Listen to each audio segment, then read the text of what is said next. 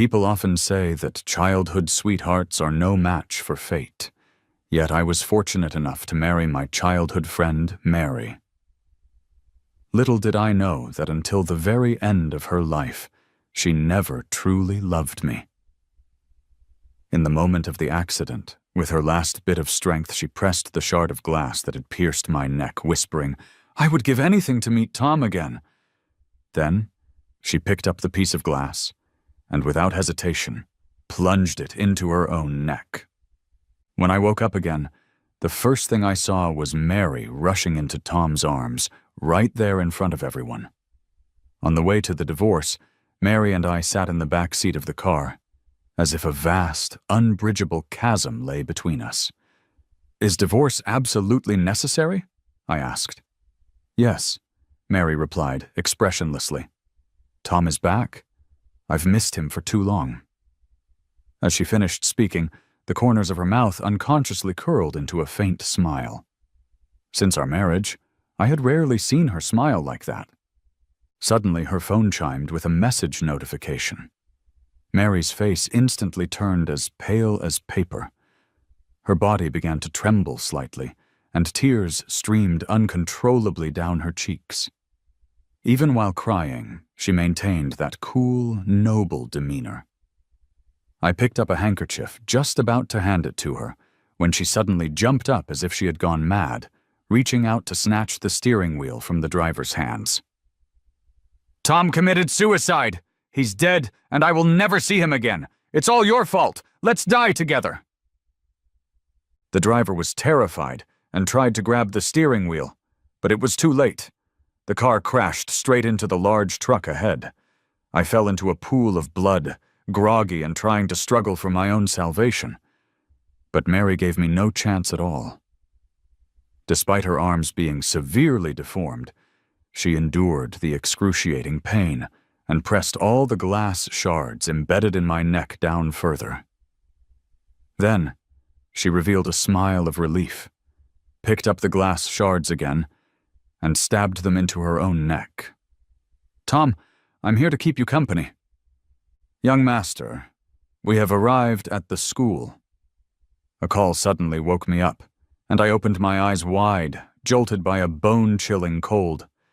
Perhaps it was the effect of adrenaline. When death approached, I surprisingly didn't feel much pain, only the deep-seated cold that penetrated my bones.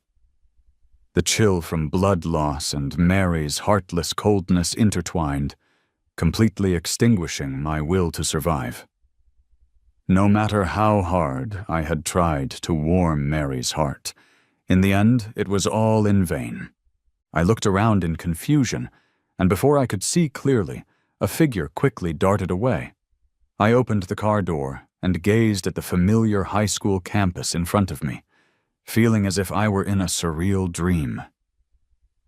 The figure that had already run far away was Mary.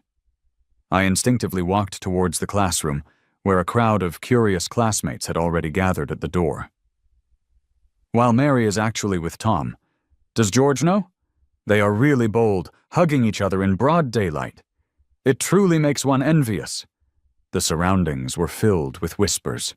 Upon seeing me, the crowd automatically parted to create a path. Mary's eyes were red, as if she had found a long-lost treasure, and she held Tom tightly. When her gaze met mine, a flicker of disgust flashed in her eyes. At that moment, I clearly realized that this was not a dream. I had truly returned to the past. Seeing her excitement and joy, I lowered my gaze and said softly, "It's time for class." After saying that, I walked straight into the classroom. The crowd immediately dispersed, and my good brother David walked over to me, looking back at the two people embracing. "You're really not doing well. The person you've been chasing for so long is actually with someone else." There was a teasing smile in his eyes, but I could tell he was standing up for me. I glanced at Tom outside the window, his expression somewhat flustered, and my heart was filled with bitterness. "I no longer like her, so don't associate me with her anymore." "That's right. from the moment Mary endured excruciating pain to insert the glass into my throat. My love for her had completely vanished. David looked at me somewhat unexpectedly. After all, anyone could see my possessiveness towards Mary. I opened my backpack, and instead of homework, it was filled with various snacks that Mary loved to eat. After thinking for a moment, I stuffed all these snacks into my deskmate's desk. Just then, the class bell rang. Mary reluctantly released her grip on Tom's neck. Tom's gaze flickered uncertainly, not daring to meet my eyes. And that cowardly look made my heart feel even more bitter. Mary has always believed that I used tricks to force Tom to leave for another place, causing them to miss each other, but little did she know it was Tom who approached me first to negotiate terms. As long as I gave him the opportunity for a government-funded study abroad slot, he would no longer compete with me for Mary. At that time, I loved Mary deeply, but her gaze was always on Tom. Faced with the opportunity that came to me, I naturally seized it without hesitation. Later, Tom went abroad, and Mary and I continued to have a cold war until we graduated from college. Mary returned to her seat, bumped my table, and said, "Give me some bread and milk." She sat in the front row and was too lazy to turn around. I pretended not to hear and lay on the table in a daze. She then turned around to look at me, and seeing that I was sulking, she pouted unhappily. But the smugness in her eyes was particularly glaring. Indeed, she was with the person she liked, and here I was, the former simp. So she must be the winner in life. After the class ended, my thoughts became a little clearer. Looking at the empty desk of my deskmate, I decided to find something to do to distract myself. As soon as class was over, Mary naturally took my backpack that was hanging on the chair. She rummaged through it for a long time, found nothing, and simply reached into my desk to search. "Where are the snacks you brought me? I haven't had breakfast yet." Her beautiful brows and eyes were filled with anger, just like in our past life after marriage, as she questioned me with a sense of entitlement. In the past, I would shamelessly coax her in a low voice. But now, why should I? "You didn't eat breakfast? What does that have to do with me?" I slung my backpack over my shoulder, packed the snacks I had stuffed into my deskmate's desk back in, and turned to leave. Mary stamped her foot and snorted coldly. "Got some skills now, don't think it'll forgive you easily." This is her usual way of threatening me, and hearing this, I am filled with sarcasm. She is just the daughter of my family's maid, yet she is so oblivious to her own insignificance, taking advantage of my fondness for her. I took out my phone and made a call home. "Mom, clean up Mary's room and let her move to where she should be. Also, you don't need to give her living expenses anymore." Mom was very surprised, but more than that, she was excited. She didn't ask many questions about the reason, seemingly afraid that I would change my mind, and after agreeing, she quickly hung up the phone. I really am a fool. To please Mary, I once threatened my family with my studies and treated her like a daughter. Not only did I prepare a separate room for her, but I also covered all her living expenses, and her monthly allowance was even higher than mine. Looking back now, I really want to slap myself a few times. After I asked the homeroom teacher for my deskmate's address, I rushed over immediately. I remember that in my past life, this deskmate also hadn't come to school for several days, and the next time I heard news about her, it was that she had committed suicide. The girl at the next desk is very quiet, studies hard, and her grades are quite good. I really can't understand why someone who works so hard would choose to commit suicide. After passing through several alleys that emitted a foul odor, I finally found her home. In front of the dilapidated house was a large character that read, "Demolish." I frowned slightly and continued upstairs. The higher I climbed, the more intense the feeling of sadness became, until I saw the white couplets posted at the door. My heart sank suddenly. and my feet felt as if they were filled with lead, unable to take another step forward. The door to the room was wide open, and in the dim yellow light, the sound of soft weeping could be heard, sending chills down my spine. "Lily!" I called softly into the room. The sobbing in the room abruptly stopped, and then a slender girl walked out. Her eyes were red and swollen, and when she saw me, a hint of color finally appeared on her otherwise lifeless face.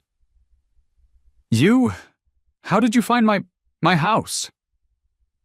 "I see you didn't go to class, so I came to check on you." She stood at the door, showing no intention of inviting me in to sit. I gathered my courage and said, "Aren't you going to invite me in to sit for a while? I brought you my notes from the past few days." Lily took a deep breath and reluctantly made way for a path. As soon as I entered, I saw a memorial photo of a kindly-looking elderly lady placed in front of the dining table. Next to the table, there was a particularly conspicuous bottle. I had never seen pesticide before, but I knew that the bottle contained pesticide. I was suddenly flustered. "You wouldn't drink this, would you?" Lily nervously tried to hide the bottle, but I was quick and snatched it away. "Come on, let's go to the hospital." She stood firmly in place. "Lily, what are you doing? Your grandmother worked so hard to raise you. She must hope to see you live a happy life." Lily completely broke down, squatting on the ground with her face in her hands, crying. I studied hard, desperately trying to escape my fate, but what's the result? We were about to sign the demolition contract, yet the developer suddenly backed out. My grandmother is still waiting for the demolition money to save her. Why? Why give me hope only to let me despair? After understanding the situation, I realized that Grandma Lily chose to commit suicide to avoid burdening Lily when she learned that the relocation was hopeless. My heart was filled with mixed emotions because it was I who had threatened my dad to withdraw the relocation. Dad bought some land to prepare for development to ensure that Mary's family could receive the compensation for relocation. I convinced Dad to invest in their area first. Because of this action, the relocation for Lily's family was delayed. I never expected that this would lead to the loss of 2 lives. And after Mary's family received the compensation, they not only showed no gratitude, but also said it was just their good luck and told me not to think of taking credit for it. Living is really too exhausting, and I no longer have the motivation to keep going.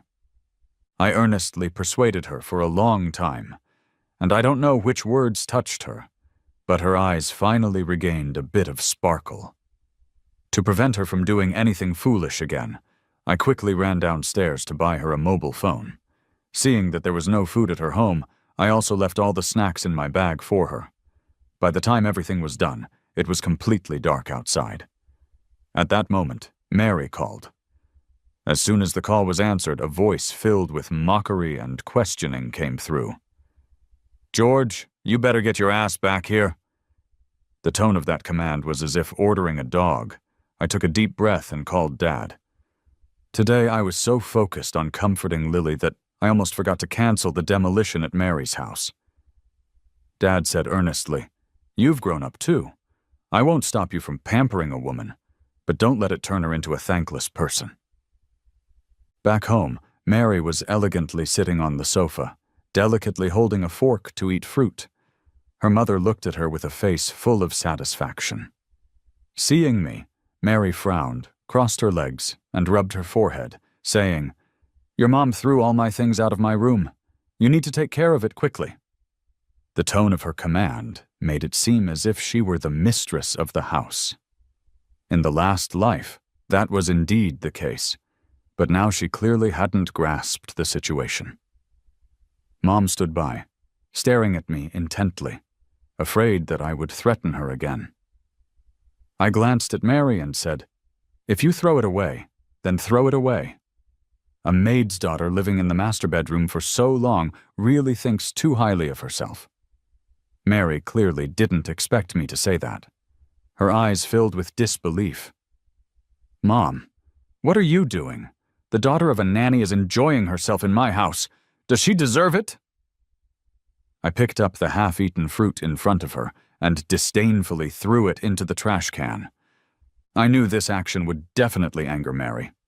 Sure enough, Mary stood up, walked in front of me, and slapped me without hesitation. "George, you are too much." She touched her hand, looking at me with grievance, waiting for me to comfort her.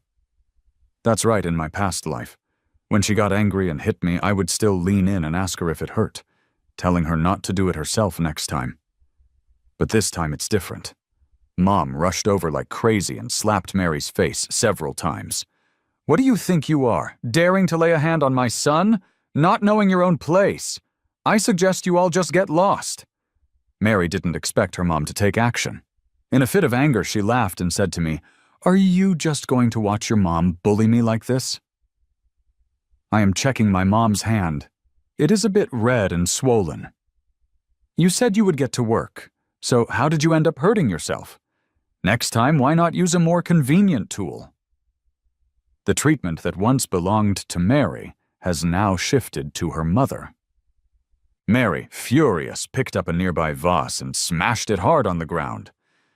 "George, this is a vase from the Tang dynasty worth $8 million. Mom suddenly pushed me away, looking at the broken pieces on the ground with a pained and speechless expression.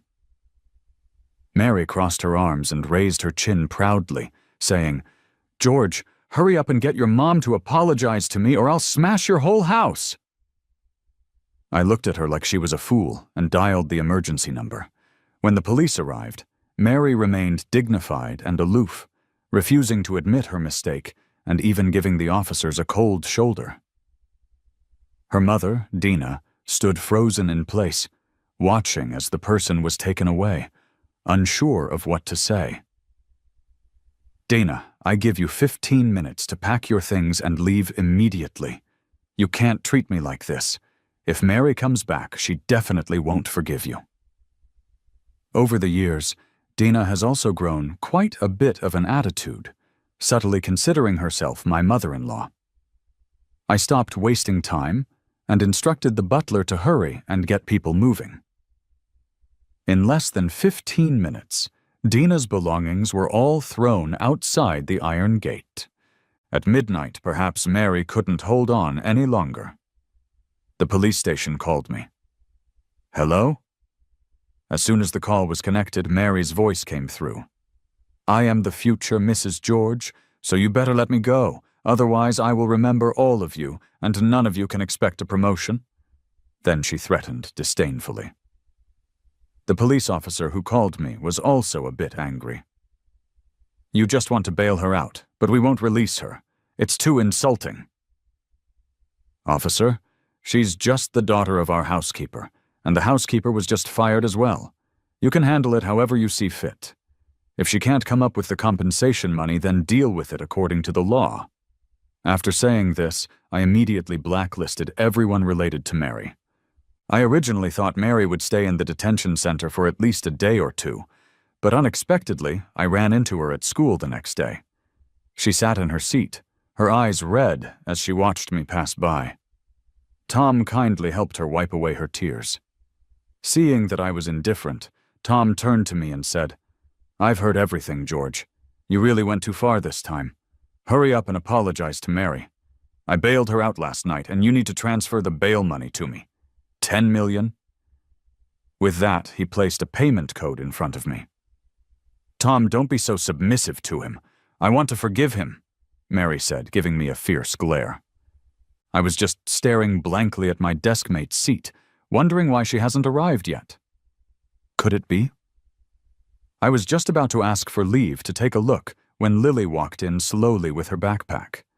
Upon seeing me, she gave me a slight nod. I finally breathed a sigh of relief. Seeing that I ignored her, Mary impatiently turned around to talk to me. "George, you hurry up and return the bail money to Tom, and you need to give him an extra $10,000. He helped you so much last night." Tom's eyes lit up upon hearing this, and he pushed the payment code in front of me again. I scoffed and asked, "May I ask what he has helped me with?" At this time, the classmates in the class arrived one after another, and everyone turned to look at us. Mary's face turned red, and then, as if she understood something, she sneered. "Aren't you just jealous that Tom is with me?" "Yes, you are together with him, and it's only natural for him to help you. Why do you still want to ask me for money? What? You don't expect me to spend money to support your relationship, do you? You're so calculating. I will never like you in this lifetime." Mary pouted and snorted coldly. Tom's face looked a bit grim since he didn't receive the money. "George, how can you treat Mary like this? Even if she is with me, isn't she the person you like? Shouldn't you be willing to give for someone you like? You should hurry up and pay back the money." When he said this, the classmates couldn't help but shake their heads. "I don't like her anymore. The person I like is Lily." I propped my chin up with my hand, looking at Lily sitting beside me. Hearing my words, Lily stiffly turned her head to look at me. "You just keep pretending," Mary snorted coldly, pushing her desk forward and creating some distance between her desk and mine. Having lived a whole life, she is still so immature. She can't really think that this is cute, can she? For the next week, Mary ignored me completely. But her gaze always carried a sense of grievance and resentment, until the days of sending Mary her living expenses every month. On that day, she was restless, constantly pulling out her phone to check. By the time school was over in the afternoon, she still hadn't received her allowance and could no longer sit still. She stopped me at the school gate, skillfully getting ready to get in the car. I quickly locked the car door, lowered the window, and looked at her. "George!" Mary glared with wide eyes. "My car is not something just anyone can sit in. Why hasn't your mom sent me the living expenses this month? Does she look down on me and want to humiliate me?" I looked around at the onlookers and said loudly, "You're just the daughter of my family's maid. We only gave you living expenses out of pity. Now that your mom has been fired from our house, what face do you have to ask me for living expenses?" When her identity was exposed, Mary's eyes turned red all of a sudden. She threw her backpack in my face and ran away crying. Tom walked over, looking down at me sitting in the car, his eyes revealing jealousy. "You've really gone too far this time. Transfer $100,000 to me, and I'll help you smooth things over with her. Otherwise, you two will really be completely at odds." He earnestly took out his phone to show the payment code. I directly had the driver drive away. The wheels rolled over Mary's backpack. After that period, Mary completely severed ties with me. She went around making threats to cut off her friendship and constantly gave my friends the cold shoulder. David was publicly humiliated by her several times, but he remained silent and endured it. One day, David and I were having lunch with Lily in the school cafeteria when Mary and Tom walked over side by side. They looked around for a while, but couldn't find a seat, so they came over to us. "Move aside," Mary shouted at Lily. During this time, to give Lily psychological support, I asked her to be my tutor. I glanced at the dishes in Mary and Lily's bowls. There was only one vegetable dish and a bowl of free soup in Mary's, while Lily's bowl was filled with a lavish meal. Seeing this, Mary was even more furious. "George, let her go, and we can have a good talk as long as you sincerely admit your mistake." "Come on, Lily, eat more." I completely ignored Mary and kept serving food to Lily. She was just too thin. Mary felt neglected and embarrassed, so she kicked David with her foot. "Step aside." After this period of time, David has already come to believe that I don't like Mary, and he stretched out his long legs and kicked back at Mary. "What do you think you are, daring to order me around?" Mary was kicked and stumbled, spilling the vegetable soup all over herself, looking utterly disheveled. I looked at all of this coldly, feeling a bit amused inside. Mary always thought that others respected her because she deserved it. In fact, without me, no one would give her any face at all. Mary was overwhelmed with shame, and Tom also felt very embarrassed. He quickly pulled Mary away and left. As soon as the others left, Lily immediately pushed my hand away. "All right, everyone is left. Stop acting. It is already May, but Lily's hands are still cold." "How do you know I don't really like you anymore?" I asked. Lily lowered her eyes and said, "I don't deserve you. I am already very grateful to be able to help you with your studies." Hearing this, my feelings were complicated, and I went to the pavilion alone without finishing my meal. Indeed, during this time, I used Lily to get back at Mary, but it was not because I still loved Mary or wanted to make her jealous. I simply wanted to make her feel bad. Lily was used by me, and she must feel terrible about it. Just as I was thinking, Tom's voice came through. "Mary, why don't you apologize to George? My mother's medical expenses can't wait any longer. I know this has been unfair to you, but I will make it up to you." "Tom, don't say that. I didn't know Annie's condition was so serious.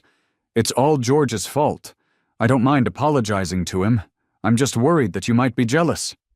"I'm fine, as long as I know you have me in your heart. I'm just worried about you feeling wronged. Any grievances you suffer by George's side, I will make sure to get back for you in the future." I looked at the two people standing together in the bamboo forest, feeling like I had swallowed a fly. What do I count in their play? Fortunately, there is less than a month until the college entrance examination, and that $8 million compensation is enough to give Mary a headache. The afternoon after school, Mary again thoughtlessly tried to sit in my car.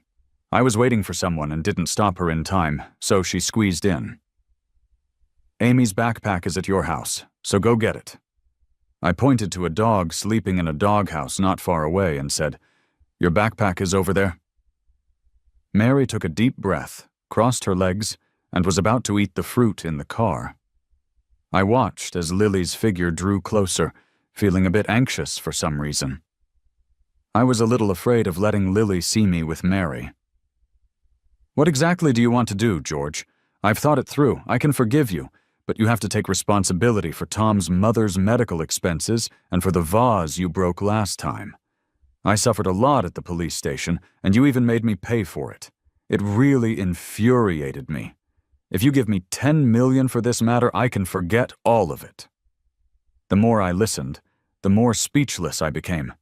Seeing that Lily was about to arrive, I kicked Mary out and instructed the driver to take the car to the front gate.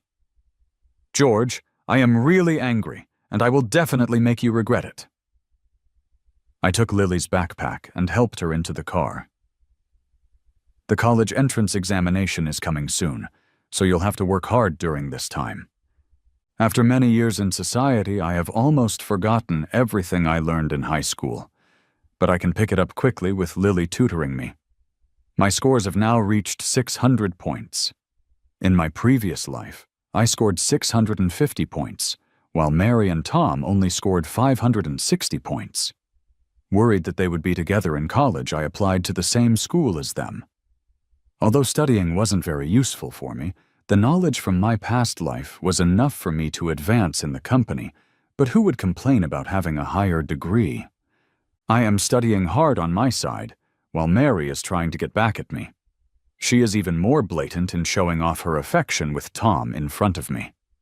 On the eve of the college entrance examination, she sent me a multimedia message. "I will forever belong to Tom in this lifetime." The accompanying image is of a large bed in a small inn with yellowed sheets and shabby decor, clearly the kind of place where you can stay for just a few bucks a night. "Mary, you dare!" Mary immediately replied, "You forced me." After saying this, I didn't pay any more attention to it. The next 2 days, the exam went smoothly. Mary's repayment time is also approaching. At that time, they agreed to repay after the college entrance examination, and now I want to see how they will handle it. If the living expenses my family has given her over the years had not been spent, we should be able to save up $2 million. Her mother's salary is also decent, and if the family pitches in, we can definitely come up with $3 million. When I went to collect the debt, Mary still held her head high. "Give him the money." $8 million, I reminded. But we don't have 8 million, Mary's mother said worriedly. This house is going to be demolished soon, right? The compensation for the demolition will definitely be a lot, so let's sell this house first. Saying this, she pulled her family aside. Don't worry. George is just betting hard with me. It's just a matter of who gives in first. I know him well enough. In the end, they'll get all this money back. Her family finally breathed a sigh of relief. Finally, Mary's uncle bought their house for $5 million, agreeing that they would buy it back for $8 million later. If they didn't buy it back, all the demolition money would go to her uncle. I happily accepted the money and took a sentimental glance at this dilapidated old building.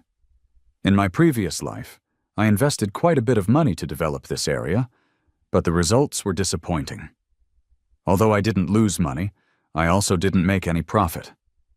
Under my persuasion, Dad chose to breach the contract and gave up this pie piece of land. Relocation? Don't even think about it. This place will always be a slum for the rest of our lives. I got $8 million and wanted to celebrate with David and Lily, but when I arrived at Lily's house, it was already empty. I received a farewell letter from her, in which she expressed her gratitude for my presence that day, and said that when she is able, she will repay me. I completely lost contact with Lily and inquired with the teacher about which school she went to, but I had no results. I felt empty inside.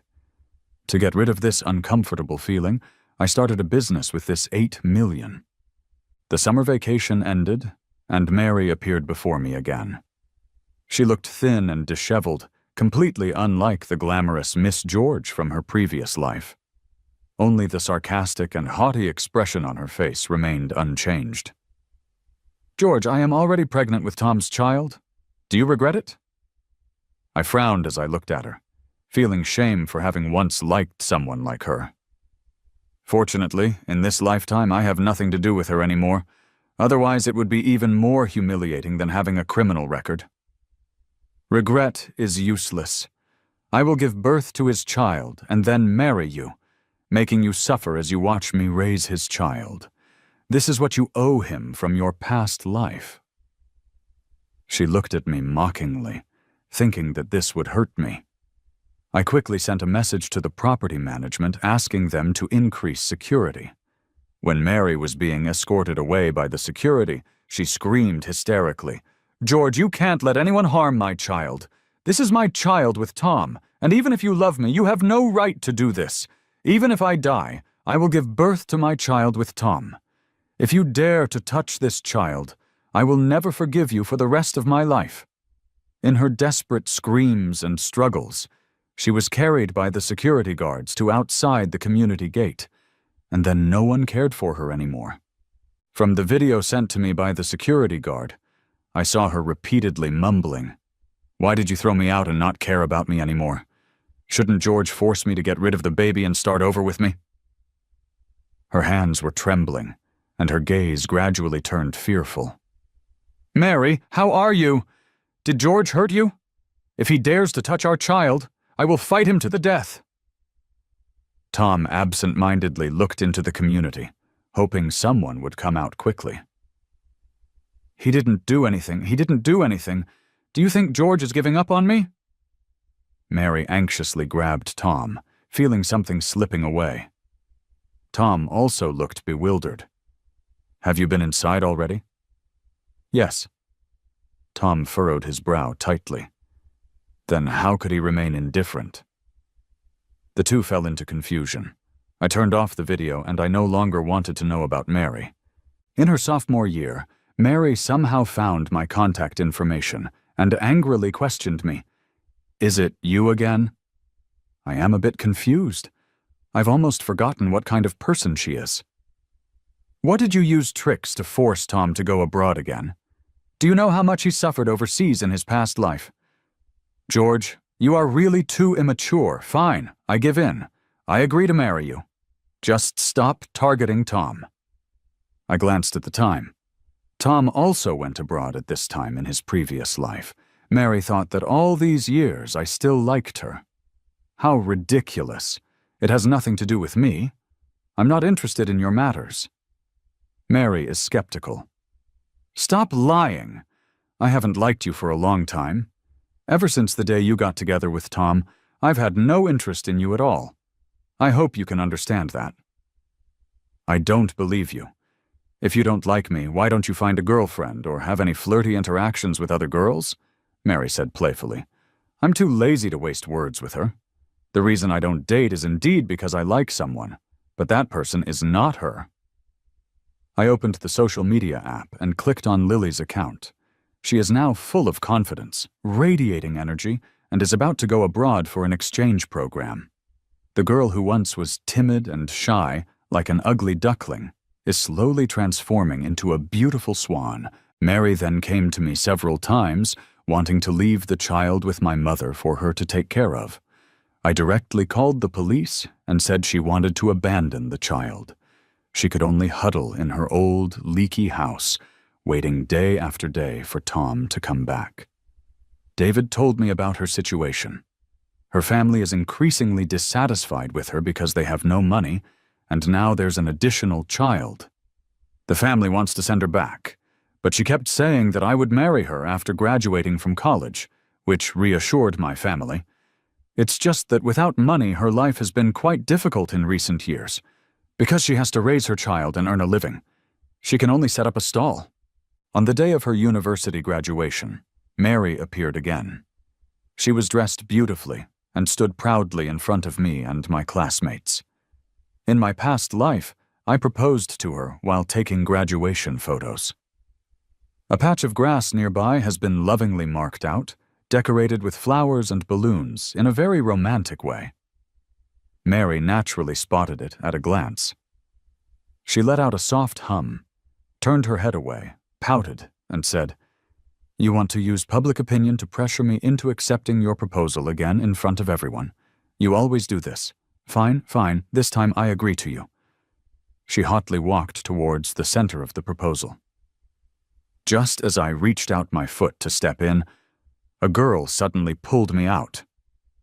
"What are you doing? Didn't you see someone proposing? Don't cause trouble." Mary stumbled and almost lost her balance. She glared angrily at the girl in front of her. The protagonist of this proposal banquet?"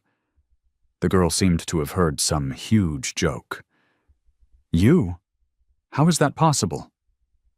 Mary proudly lifted her chin, drawing envious glances from those around her. Before the crowd could envy her for a few seconds, the girl shattered her beautiful dream. "This is what my sister prepared to propose to the boy she has a crush on. You need to get a grip on the situation, okay? A girl proposing to a boy?" Under the astonished gazes of the crowd, Lily slowly emerged from the throng. I was pushed from behind and uncontrollably found myself in the middle of the love heart. Seeing Lily, I was so shocked that I couldn't speak, just quietly looking at her, my eyes gradually becoming moist. This is the first time I've seen her in 4 years. It's been a long time since we last met. "Would you be willing to marry me and be my other half?" Lily's eyes were red, and her gaze was sincere. Mary was taken aback and rushed between us like a madwoman. "Lily, what do you think you are? A poor person like you still wants to climb up to George?" Lily completely ignored her and slowly said to me, "I know I don't deserve you, so I've been working hard all these years. This is my company, and currently the annual profit is around 100 million. In the future, it can develop even better." Lily shoved a pile of documents into my hands. "This is my savings, only 1 billion. I know this is far less than your family's assets, but I have money, so I won't covet your family's wealth. I only want to covet you as a person." She gazed into my eyes, full of affection. "Are you willing?" Mary stood frozen in place. The figure of 1 billion made her feel as if she had fallen into an ice cave. She rushed over and snatched the ring from Lily's hand, desperately trying to put it on her own finger. "George, I accept your proposal. I will marry you. Let's hurry back home." She dared not face it all, her breathing heavy. I am willing. Pushing Mary aside, I pulled Lily into my arms. Mary's voice trembled. George, how can you treat me like this? The person you clearly like is me. Why do you have to agree to someone else's proposal just to make me angry? The onlookers began to whisper, and some envious people started to make sarcastic remarks. Could it be that he's the scumbag who abandoned his ex-girlfriend? She's crying like this, and you guys have the nerve to be together in front of her? I let go of Lily and looked at Mary with a cold expression. Mary, stop talking to yourself. We are just high school classmates, at most. Yes, I was foolish enough to like you for a while, but after you got together with Tom, I kept my distance.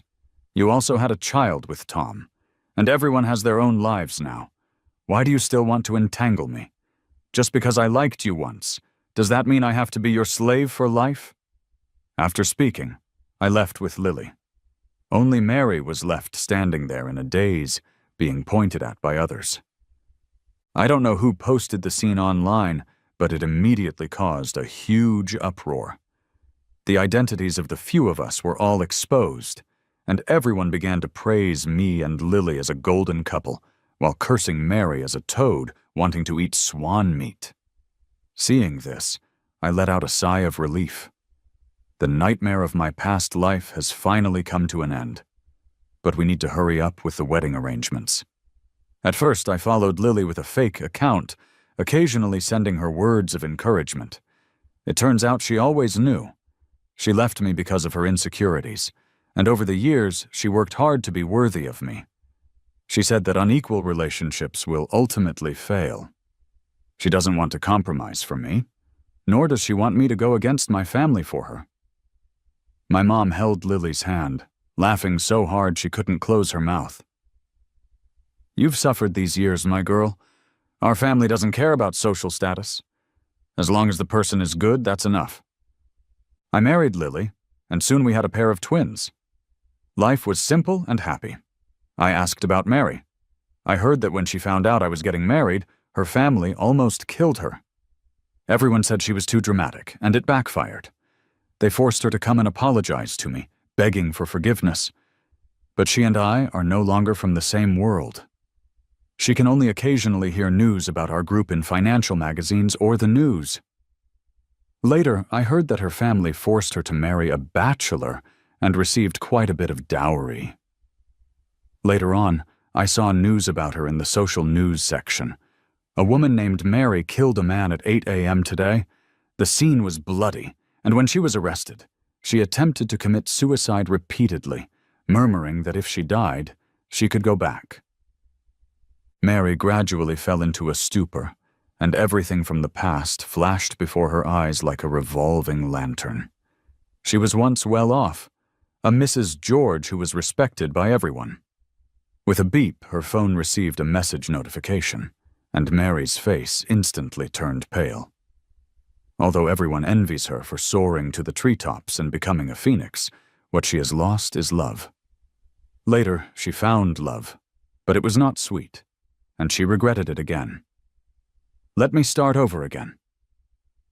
Mary opened her eyes again, and the surroundings were very unfamiliar. The iron bed frame made a cracking sound. The visiting time is up. Hurry up and go out. As soon as the others left, a fat woman slapped Mary hard. If you pretend to be confused again, it'll kill you. Mary's anguished voice echoed throughout the entire cell. She had no chance to go back.